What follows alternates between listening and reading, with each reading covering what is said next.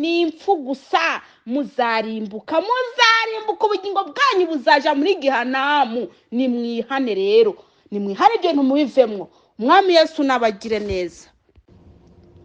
Yesu nashimwe cyane. Haleluya.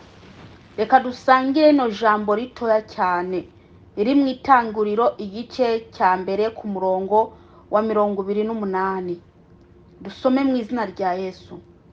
Maze Imana irabahezagira iti, nimurondoke mugwire mwuzure isi, muyiganze, mugabe amafi yo mu kiyaga n'ibiguruka mu kirere n'ibifise ubugingo byose bigendagenda ku isi. Umwami Yesu nahabwe icyubahiro. Aya n'amagambo Imana yabwiye ba Adamu na Eva. Yababwiye ko bakwiye kurondoka, bakagwira, bakaba benshi, bagaca bagaba ibiri mu isi byose. Kurondoka, bagwire buzura isi. Haleluya. Imana nta hantu na hamwe yigize ivuga ko mugenda kugabanya imbyaro. Imana nta hantu na hamwe yigeze ivuga ko mugenda muri family planning. Imana nta hantu na hamwe yigeze ivuga ko mukwiye gusesa intanga hasi. Imana nta hantu na hamwe yigeze ivuga ko mukwiye kwambara amapuridansi. Ibyo byose ni inyigisho zavuye ikuzimu kugira ngo zizamuke zisuzugure indino jambo Imana yabwiye abantu, kugira ngo rino jambo Imana yabwiye abantu risuzugurike, hanyuma ibyo Satani arimwe arazamura babiha agaciro, kubera ko abantu nka bose barimwo barakurikiza zino nyigisho zavuye ikuzimu. Izi nyigisho zaragiye mu bantu batandukanye, kwa muganga, hehe bamwe bazigisha, mbese kugira ngo abantu bagire ngo babyare ku rugero. Imana ntiyigeze ibabwira ko mukwiye kubyara ku rugero. Bene data, Imana ishaka ko mubyara mukuzura isi. Ntago yigeze ibabwira ngo mugende muri family planning. Izo nyigisho nyigisho zikuzimu, wa mama we, wa mukobwa we, kuko n'abakobwa b'iki gihe basigaye baja muri family planning. Maze Imana cifatiraho kabisi gaca ibafunga rwose, hanyuma bagaca batangira kuja kugora abakozi b'Imana ati ni munsengere mbyare. Yamara barononwe na bya bindi ya miti y'ibi family planning bagiye kugira bagiye kwiteza bakira abakobwa.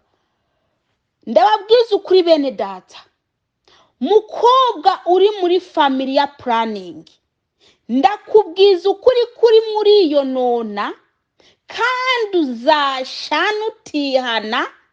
Nutihana umuriro urakurindiriye.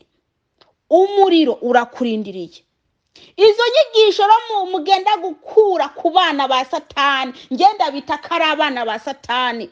Izo nyigisho mugenda gukura ku bana ba Satani, maze mugaca munazinjiza mu bana b'Imana, ugasanga arimo barazigisha, ugasanga banuzenye abakristo bagendana ikintu muri family planning, ugasanga bagendana ububegi bw'intuzenye by'ibinini byawe napo. Reka ndababwire bene data, ndababwiza ukuri, Imana izabatwika, nta kantu na gato izabasigariza. Ngereka ndabwire ko atakintu kimwe mufite cyo kwiregura imbere y'Imana. Izo nyigisho za Satani mushira mu matwi, maze mugaca musha no mu bitekerezo byanyu, mugaca kugira mukanabikora. Ndababwiza ukuri izo Satani arimwo aragira iki? Arimwo arabakurura kugira ngo aronke abo barimbukana. Muri family planning, niba uvuga ngo uri mwurasha mu ijuru, ukaba uri muri family planning, ndakubwiza ukuri ijuru sezera naje uzajamwo, nta nubwo ndimo ndanaguca urubanza, ndimo ndakubwiza ukuri ntaje uzajamwo mu gihe ufite ikintu cyo muri onapo, mu gihe ukimira ibinini bya onapo. Ndakubwiza ukuri nta juru ry'umuntu yirirwa muri onapo wapi. Rero ukuntu babesha rero barababesha, ugasanga umurenge arimbana urunini, ugasanga ye baba we. Ndababwiza ukuri Imana ntaho yigeze ivuga ko mukwiye kugabanya imbyaro. Izo nyigisho zikuzima, izo nyigisho za Satani, ndababwiza ukuri mukwiye kuziyamiriza, mukwiye kuzirukana. Naho ubundi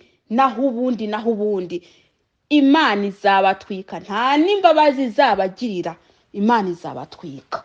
Rero ndiko ndaburira uno mugore ari muri family planning, we wa mugore we ufite amatwi abiri, urimo urarokora iki? Urimo urarokora ikibiribiri cyawe, ariko ubugingo bwawe burimo burarimbuka. Ndakubwiza ukuri ni wowe urimo urabwigwa. Ushatse wakurugutura ayo matwi yawe maze ukayakurugutura neza ukumva ukuri, ariko niwanga ukuri ugashaka gukurikiza inyigisho za Satani, ndakubwiza ukuri dore uzarimbukana na Satani. Umwami Yesu nabagire neza.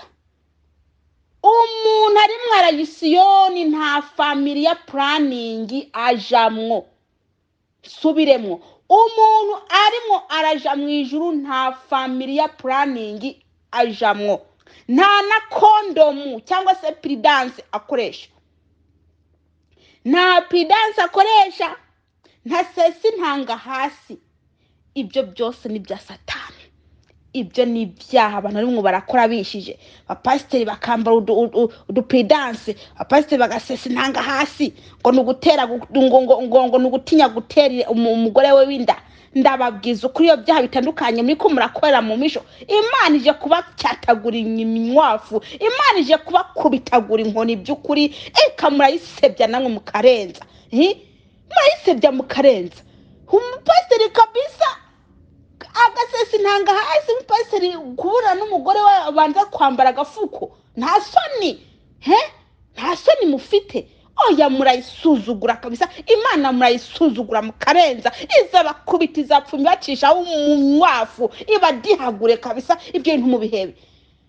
Maze ukakutamo costume kabisa, ukarangwa na costume na karovati nguri pasteri, abantu ntibamenye ibyo urakora ijoro ryose.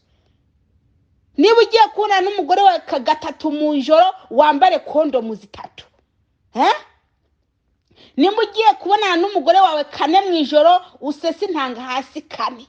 Yeba mwaragowe mugenda muri intumbi, mugenda mwarapfuye mwarapfutanye. Imana izabarandura, Imana izabatwika. Ndababwiza ukuri Imana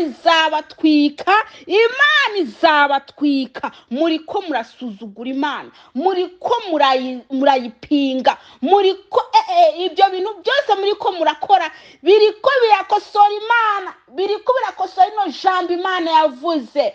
Mbene data ndabwiza ukuri ni mwihane muhinduke rwose.